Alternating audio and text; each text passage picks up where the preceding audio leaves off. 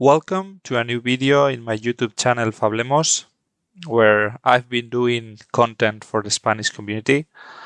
This is my first video in English, and I'm doing this for two main reasons. One, I saw many new players joining the game this Road to National season, and many new players asking in our groups what hero should I try, a bit when they are a bit lost at the beginning of the game, when you are overwhelmed by the huge amount of heroes available to you. And the second reason is that this is the most open metagame we have ever had. So today is more feasible than ever to play the hero you like instead of default picking the top tier broken hero.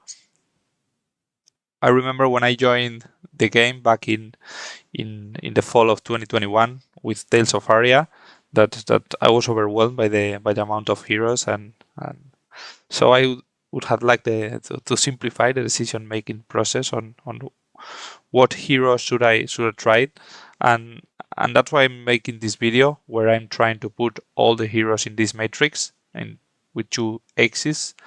The horizontal axis is based on the style of the deck, moving from the left hand side as aggro to the right hand side as defensive.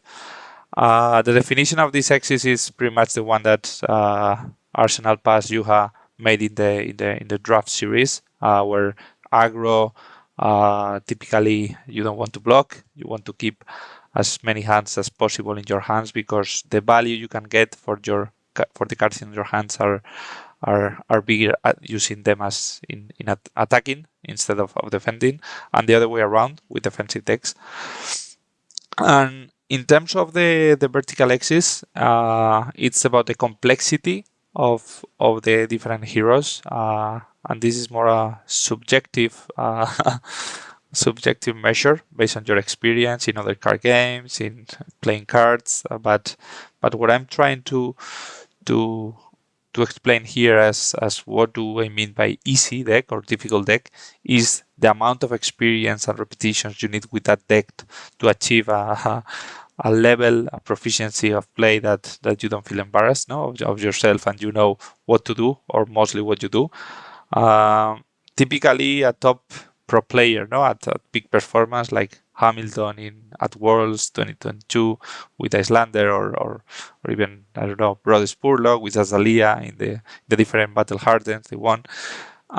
They are giving almost 900% of the potential performance on those decks.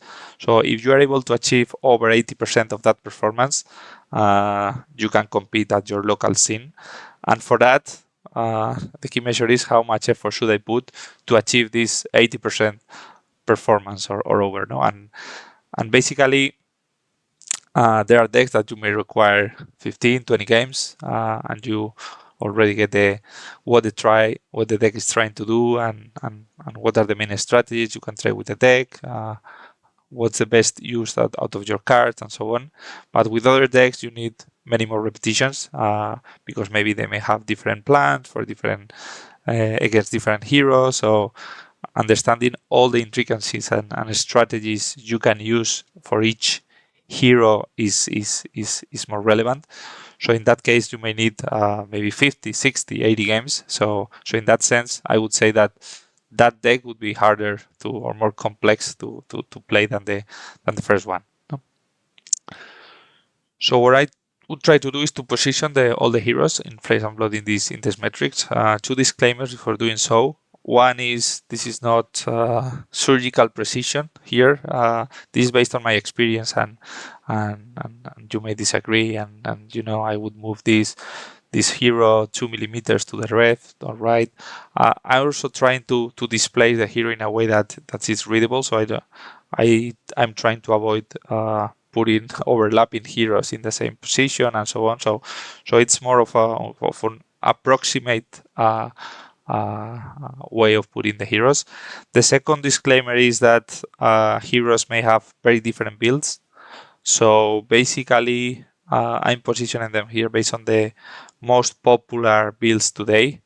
So yeah, I would try to signal when this may happen, but basically many heroes you can tweak about a lot them based on or on your sideboard and moving them from more aggro to more defensive, but here it's more of an introductory level to give what is the main style of a hero based on the popular builds today.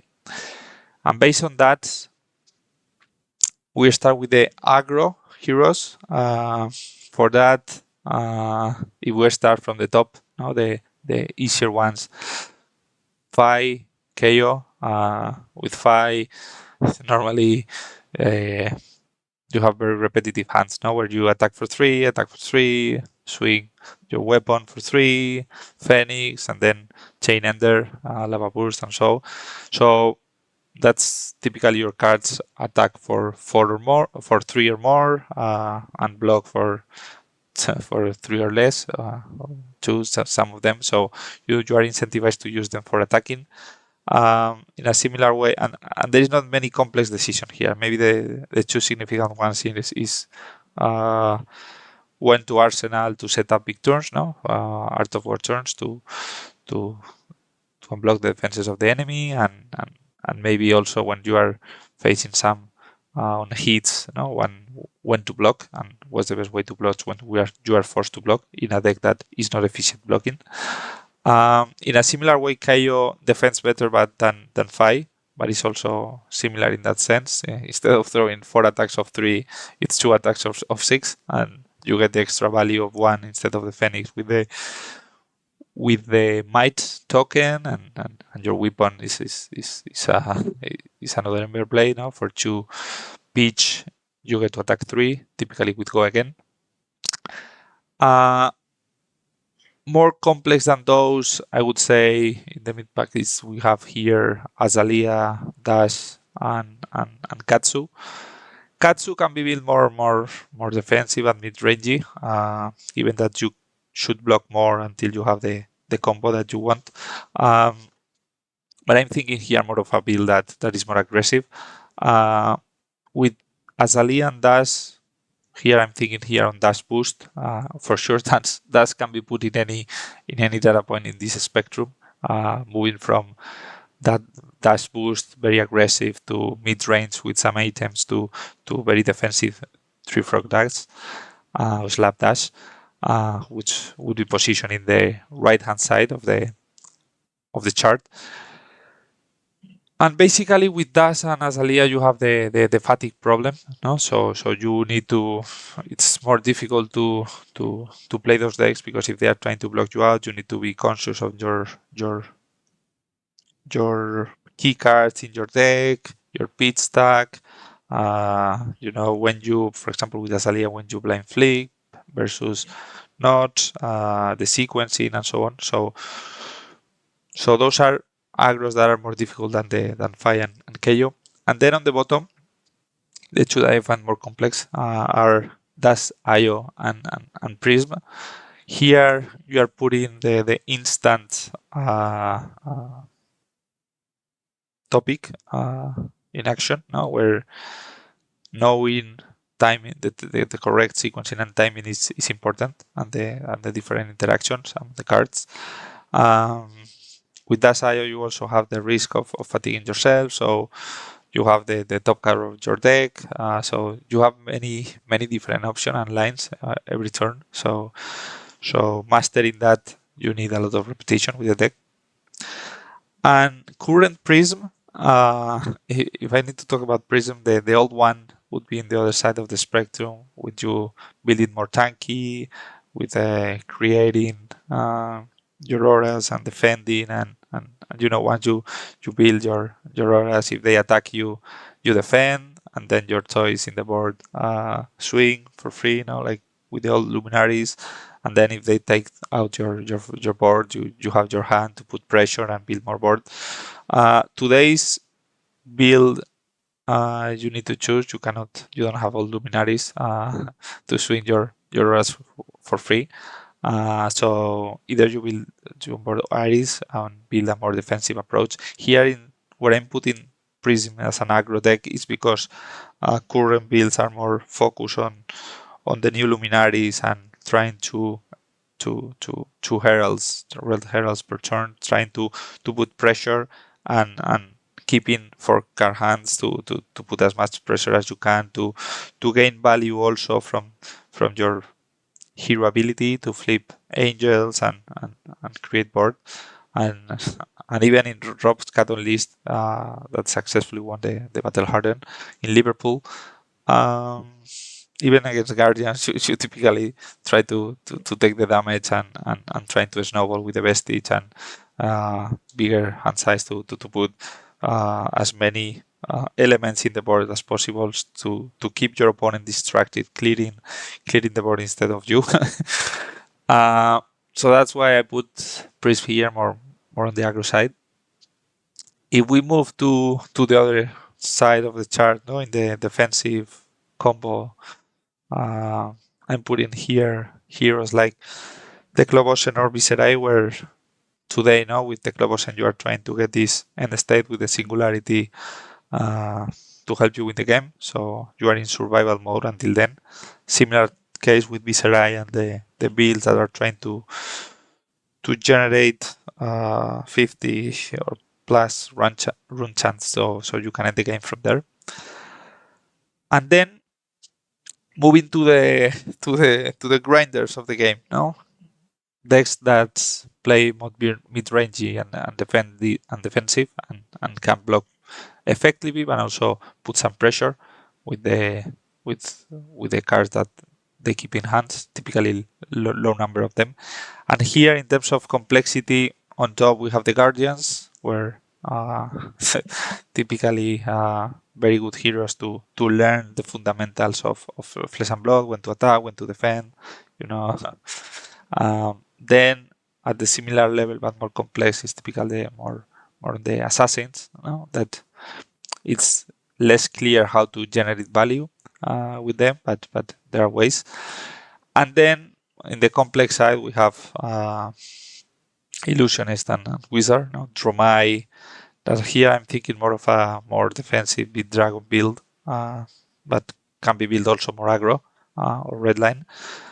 And Kano, I put it here as a mid-range that is trying to chip you with blocking with 2 cards, chipping you with 2 cards until they reach the combo. But can also be put in the left-hand side as a full defensive lethal damage combo. If you are, for example, against a Guardian or heavy AB and you are pit stacking your full combo and in your second cycle you kill your opponent. Apart from that, what's missing here between Guardians and the aggros is the Warriors. So typically they're a bit more aggressive than Guardians and Assassins. Typically the easiest one, for example, Kasai, 2 card hands, 7 value, block effectively with your boots and swing twice per with your 2 Synthari Sabers. Similar way with the rest of the warriors. Bolting is a specific case because it's more difficult in that you have more agency to build it in different ways. You have the Saber combo as well. That would position him in the right hand side of the chart. And then more complex are the shadow heroes like Levia and Vincent, which you also need to control your life total and manage your life effectively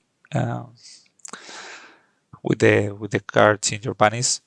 And with all that, that's all. I reviewed them from aggro for their positioning in the horizontal axis, but looking at the summary by complexity, basically, if you are a new player and you want a very easy deck to play, if you prefer aggro style, I would recommend Kaio and Fai, mod mid-rangey warrior like Kasai, and then more defensive any Guardian. And then on the other side of the spectrum, as very hard heroes to play, all the ones that play at instant speed like Dasayo, Wizards, Illusionist, and also the Shadow heroes that require a specific management of their life totals. And that will be all. I hope you enjoy my first video in English. I hope that my English is understandable enough um, to follow the discussion we had. And see you in my next video. Bye bye.